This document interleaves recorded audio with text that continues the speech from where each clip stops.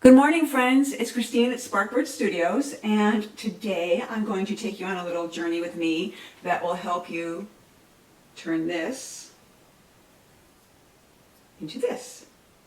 And it was really fun and easy. Now, a lot of us have these clips that we use to hold things to the journal. I've got these bronze-colored, larger ones, and these lovely Tim Holtz hammered-looking ones. I also have a package of these from Starlandia in Savannah, Georgia, which is a art store that I just suggest anyone who's within 50 blocks walk to this place. It's a beautiful walk, and it's a great store with a lot of used and reclaimed materials.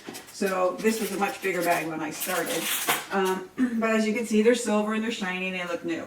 So what I've done is using more embossing powder, used a technique I saw on Tim Holtz's site. I don't know what he was doing, but he showed using his distress embossing glaze, which we know is simply embossing powder, to do this on clamps. So I said, I'm going to try that. So what I did was simply grabbed a silver clamp and gave it a good going over with my disgusting stamp pad, embossing stamp pad, that I now only use for this sort of technique because it's pretty gross. And I started with this one, a vintage photo. And I laid that down and gave it a good sprinkle all over. And I'm using tweezers for this because as you hold it to heat it up, it'll be a lot easier if your fingers aren't so close to the metal and the heat. And I just shook it off. I'm going to take this.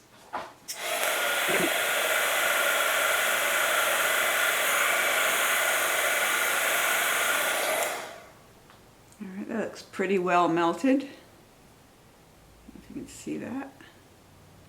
Actually, there's a couple spots.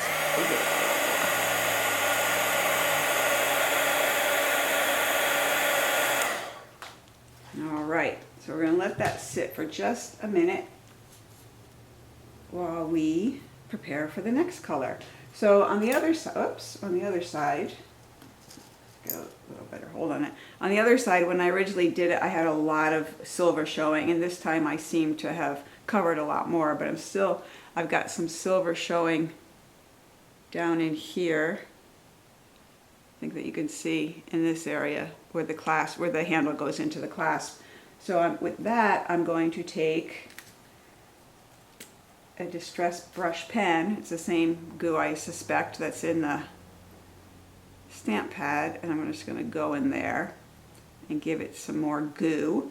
And then I'm going to goo it up here too to give it some accent.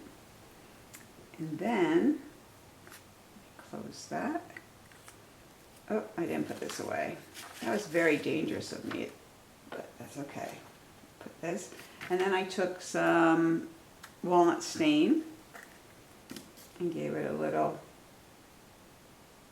darker color. And you can see there's some darker color now and there. I'm going to hold this high above. Let me close this. And give that some heat.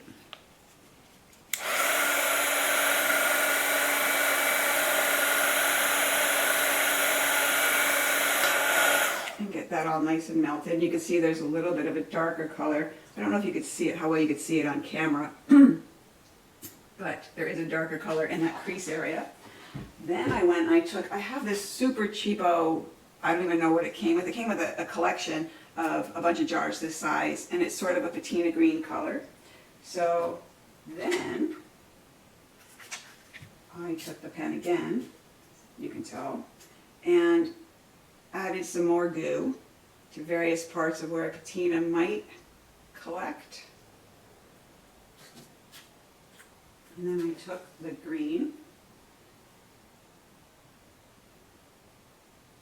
and did the green thing. So you can see just in a few spots where I hit the pen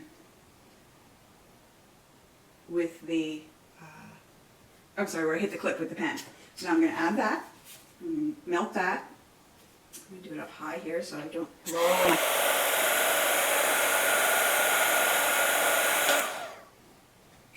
So that's done.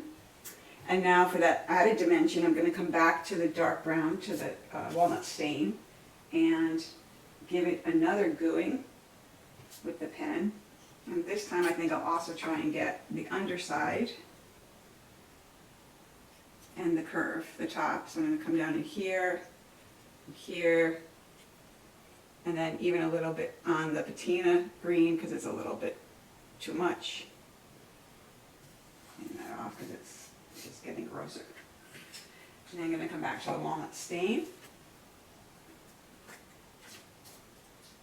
Get it a little dark. I'm going to put some dark on the top here. Shade it all off really well. I don't want anything that looks too solid. And you guessed it, go at it again.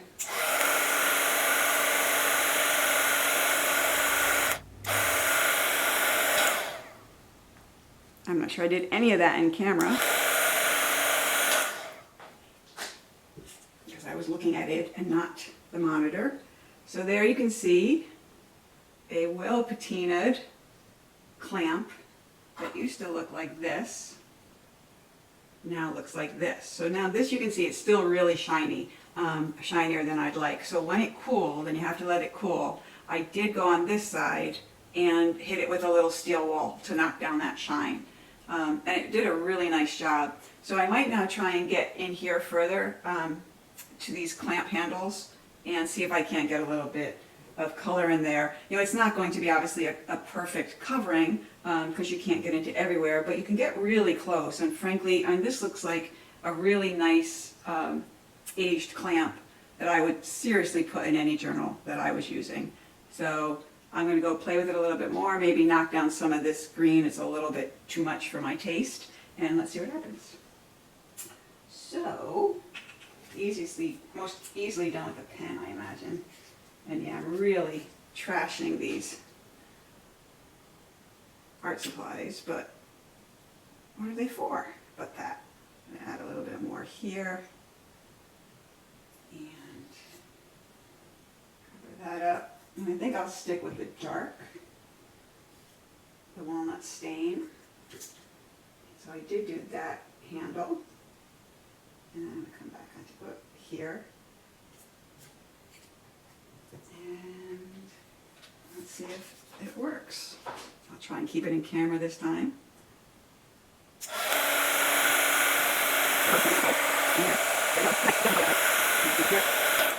And it's doing that thing that I find that embossing powders do sometimes, which is they sort of disintegrate, and there's some white areas showing, but it really just adds to the age, almost as though there's some sort of oxidation going on. But doing the back, I don't know, again, if you can really see, let me put this down. If you can see, I was able to get into the back using the pen, and it's now a bronze color like the front. So I'm going to let this cool a little, and then I'm going to do this other side because it's not really done. And I think that's it. And then we'll cool it, and I'll show you how to give it a good hit with steel wool. So I couldn't find the original video that showed me actually at that time doing, taking steel wool to knock down the shine on this clamp. But it's a very simple process, and I'm sure you've done similar things before. It's just a matter of using a very fine steel wool to scuff it up and reduce the shine. You can see here I've done that, and it worked great. So this is just another way to create an accessory for a junk journal or anything that indicates that the piece has a little bit of a story and is not just a bright shiny clamp that came out of a package. So there you have it. I hope this was something you can use, and if you do something like it, definitely let me know. I'd love to see what you do, or if you use the same technique on other metals or other materials and have success, please share it. That's all for now.